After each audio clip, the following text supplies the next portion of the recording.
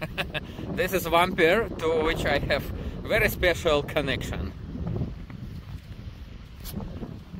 Hi, my name is Pavel. Welcome to another Cube video, and in this video I show you how to connect CubeGUI to the Vampir. Let's go. Hello everyone, welcome to our terminal, and in this video I show you how to connect CubeGUI to the Vampir and how one can take a look at the maximal severe pattern which has been found by Scalasca Trace Analysis. In previous video I showed you how to take a look at the statistic about these various patterns which Scalasca has found, like maximal, minimal, median, average value, and so on, how many of those. And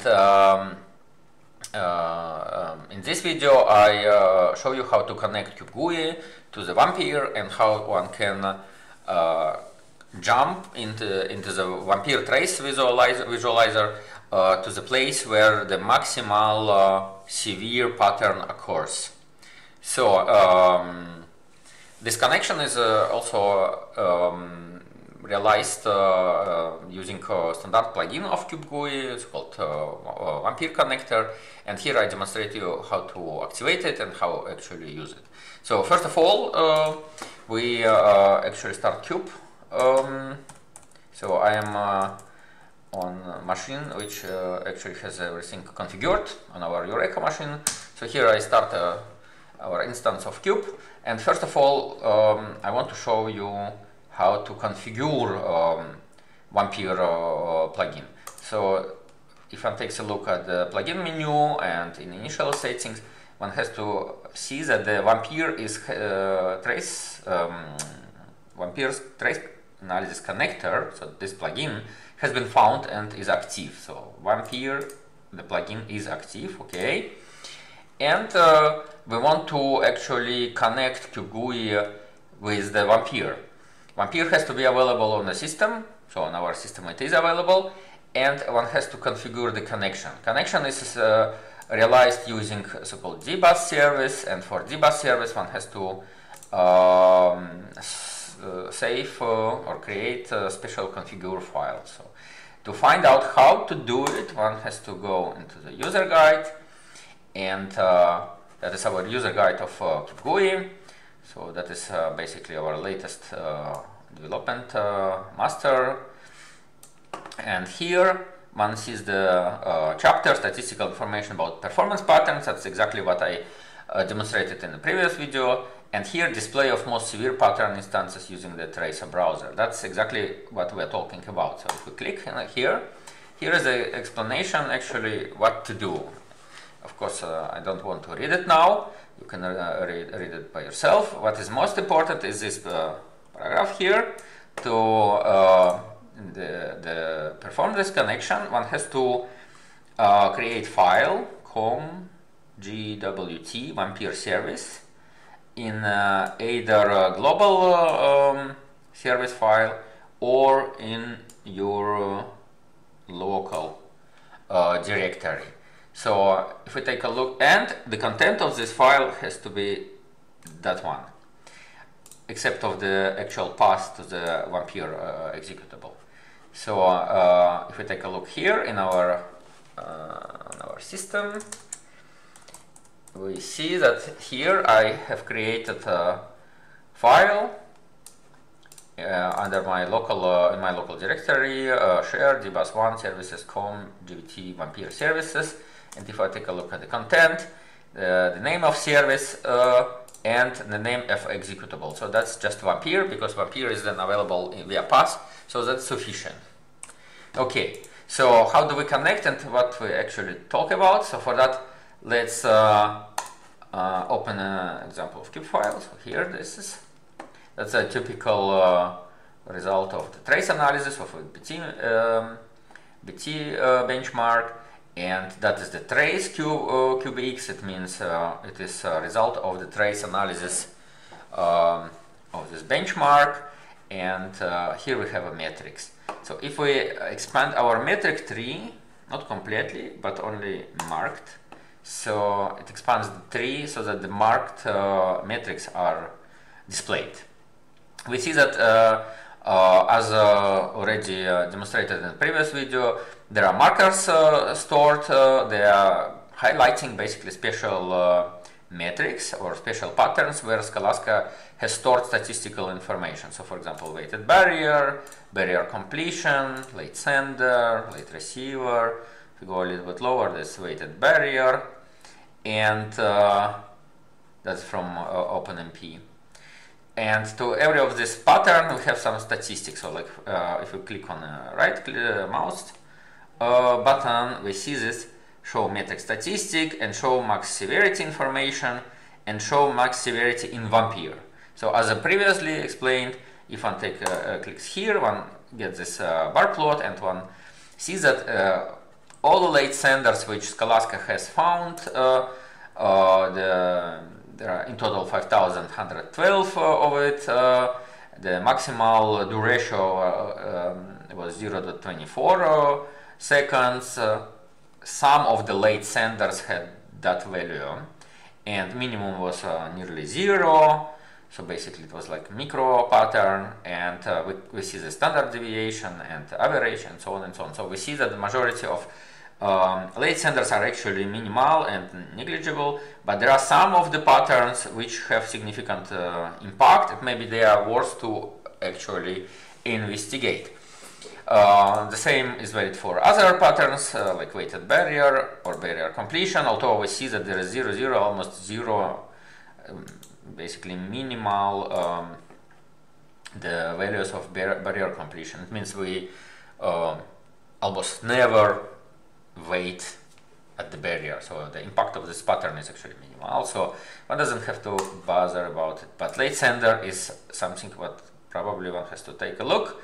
And also weighted barrier in OpenMP regions, we see that there is actually, we spend a lot of time waiting at the barrier completion. And if we click here, we see this show maximal severity information, so we can click on it. We see the path, the call path where it occurs. It is some MPI wait all call where we wait actually for the sender, and we enter this call at 2 seconds 47 and finish at 2:67. So in total it took us 0.24 seconds, and that happens on a rank 6. So there are multiple different patterns, of course, they occur on different ranks. This is a maximal one. Alright, and if you take a look at the barrier, wait at the barrier, we see that it occurs on rank 0. Actually the ratio is nearly 0, so probably if one increases precision, one will see the value which is not 0, but if you want accumulate, then one sees that we have here 1 million of waiting at barrier, so we have so many barrier completion that even if there is a maximum one, that is 2 milliseconds, they sum up to the 77 seconds across the whole run of 48 elements. Okay, how do we see actually one of these patterns?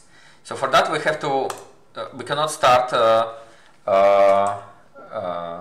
Vampir automatically. On some systems it is possible, on some systems not. It is enough if one starts just Vampir, and in the CubeGUI, so it has started, we see that it's here, and in CubeGUI we go to the plugins, we go to the Vampir, and we click here connect to Vampir. So that will connect Vampir with this result, this measurement result. So basically it's trace. If we take a look, not this. If we take a look in a directory, we see that next to the trace cube X, which we are displaying, there are also traces are stored, like traces at F2 and traces and this stat. If we wouldn't have these traces and traces at F2, it would be pointless to connect to Vampir, because the Vampir works on the trace files and not on CubeX files. Okay, So we click here plugins, we go to Vampir and click connect to Vampir. So because we are running on very same system, one uses just localhost. If it would be a remote system, one could theoretically put here IP address and port to which the Vampir is actually listening, and the path to our current trace. It is automatically set here.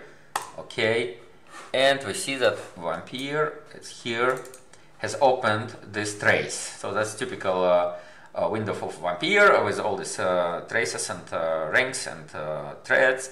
I'm not going to explain how Vampir is actually working, how one zooms in and how one sees it, different elements. For that, please take a look at the dedicated user guides and tutorials about Vampir itself. I want to only show you how to connect CubeGUI to Vampir. So if we return back to CubeGUI, and let's take a look at this late sender. So if we click on late sender, right click and show this max severity in Vampir. To recall, max severity occurs on rank 6 and it is about 0.24 seconds. So if we click here, show max severity, the CubeGUI tells the Vampir to show the window where this actually pattern occurs. So let's make this window a little bit bigger if it is possible. This. And if we remember, our rank was 6, that is this one. So the late sender, that is actually this MPI wait all call, and it is waiting till some another rank sends the data, and because the receiver started before the actually send happens, we have here big late sender. Other patterns are also probably late senders, like next to it, for example, we see also wait all, and here are wait alls, but they are slightly slower, so they are not maximum. Maximum is on rank 6. And we see that actually, if one extends it a little bit here, like this, one sees that this pattern happens actually systematically, maybe more or less shifted on different on all ranks. It is worth to investigate deeper why here is the late sender occurs. I'm not going to analysis of this effect. I just wanted to show how to jump to the most severe late sender. Let's take a look at this. So for example, late broadcast and late receiver is probably not worth attention. If we take a look at statistics, so we see that majority of late receivers are actually minimal. There is one is a 1.3 milliseconds, probably not worth to investigate. In total 193 of those, but weighted barrier. So if we take a look here, and we can tell Vampir, please display us the maximal barrier completion, and we see that that is this barrier completion on rank 0. That is this upper barrier. Obviously, this particular execution of some loop or something is very, very not balanced. We see that the thread 5 thread 4 finishes the job very early, and then thread 0, the master thread, is doing the work, and so this loop is very not balanced. If we take a look at the other loops, they are also not really balanced, and actually, if we unzoom it a little bit, how we can unzoom it here, something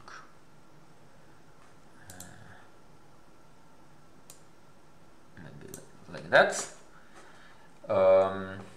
We see that actually all of these loops are not really balanced. So one has probably work a little bit on the work balance, on scheduling of this individual OpenMP loops, and maybe one can get better performance.